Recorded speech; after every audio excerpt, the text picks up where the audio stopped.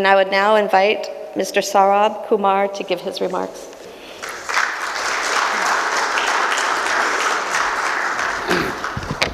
Thank you, ma'am. Distinguished panelists, delegates. Let me first begin by thanking the Indian Smart Grid Forum and USAID for inviting us. We are perhaps the newest entrant to the smart grid sector, so as to say. I mean, we initiated this exercise about a year and a half ago. And before I mention what has been the journey so far and where we feel forums like this can actually kickstart the process in various utilities across the country, let me press upon the fact why this is extremely critical to the survival of the sector itself.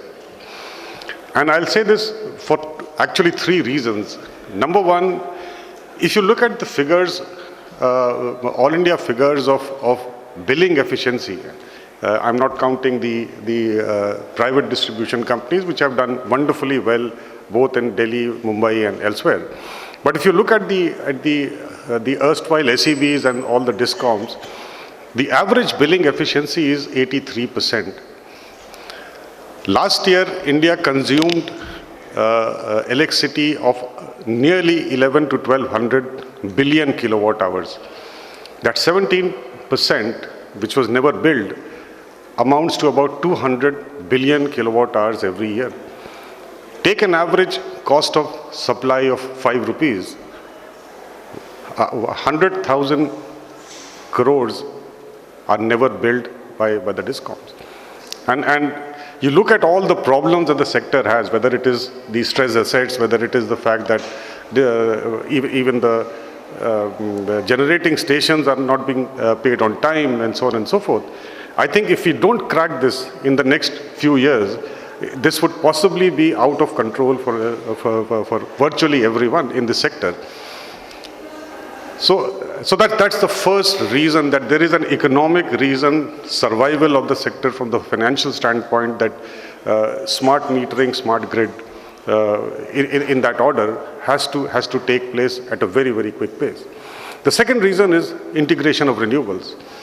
Now you see what is happening off late with certain DISCOMs, where tariffs have gone up. I mean, yesterday we were talking to a private hydro developer who has just commissioned the project, and unfortunately, I mean, the tariff is about 6 rupees. They are unable to sell power because the PPAs that were initially inked have all been reneged. They are selling power in the exchange at 4 rupees. So this is a critical item of integrating renewables, both in terms of quantities and in terms of pricing, because unless you have smart meters, you can't do time of day metering, and which is something that is needed. And the third reason is, again, something which a long delayed policy that was announced last week which is FAME 2. And suddenly you will see a mushrooming of charging stations across the country, because almost 1,000 crore subsidy has been identified and being rolled out. Now, yet again, this would require smartness in the grid, and if you don't have it, it might end up into a big disaster in terms of managing the local grid. So that is the reason why we feel in ESL, this is something that has to be plugged very, very quickly. Now, in fact, last year the ministry actually announced a very ambitious plan of converting all 250 million meters into smart meters in the next 3 years. Obviously, and that's why I say the forums like this are important to distill these announcements and see what is doable, what is not. Because according to our information, the total metering manufacturing capacity in the country is only about 20 million. So it has to expand very rapidly, if the ambitions of the government were to be successful. Or B, we need to import large volumes of smart meters from elsewhere in the world. Having said that, there is something that we could see happening in the very near future, something that we experimented with, which is the OPEX model for rolling out the smart meter exercise.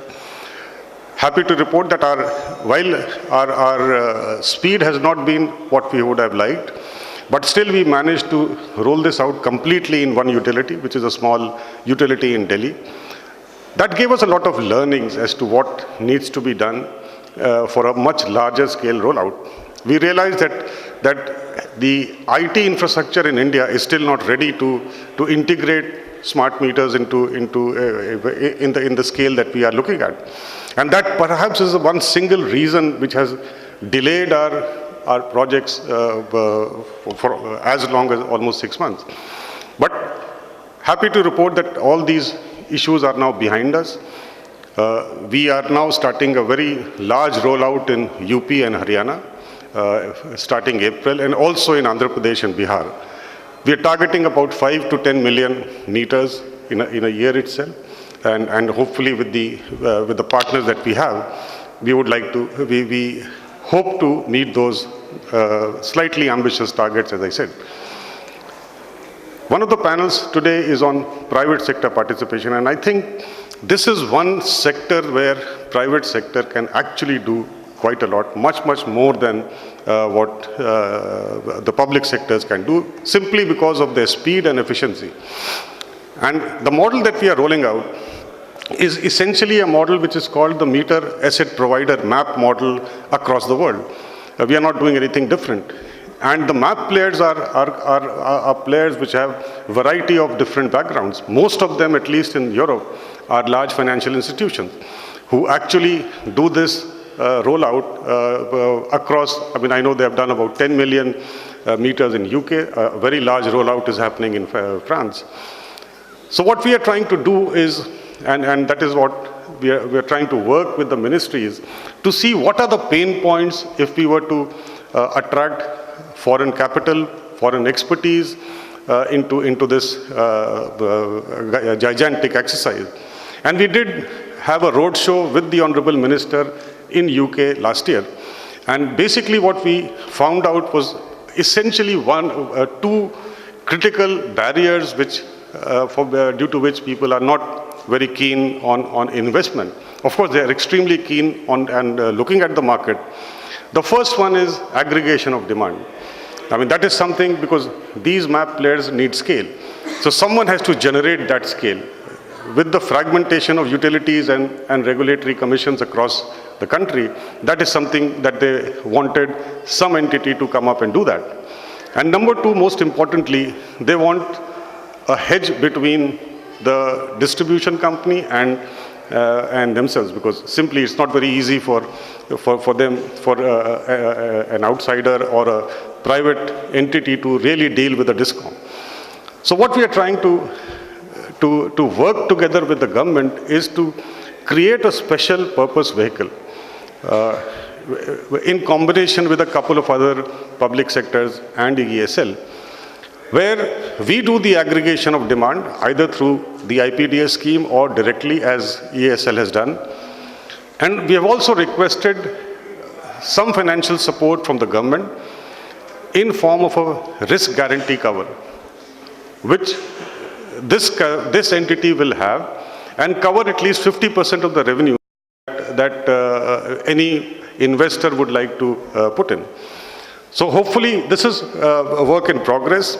We hope to maybe after the elections make sure that we have the specialized agency, because we feel the time has come where we need a special focus from the government on smart meters. I mean, otherwise there are many entities who are trying to do this. It is the Power Grid, ESL, then we have REC also and PFC. All those resources need to be pooled in at one place so that A, this comes into a mission mode, B, it opens up doors for private investment in the sector. So as I said, it is something that is of extreme importance to all of us in the power sector. It is actually now becoming an existential issue for the power sector per se if we don't plug this in a foreseeable future. So I would like to thank once again ISGF, and also would be very keen to understand what are the different kind of models that are available apart from what we have. And also, what could be the value-added services once having installed the smart meters? The whole issue of converting this into a smart grid and also providing the value-added services is something of very keen interest to us. I wish this forum all success. Thank you very much.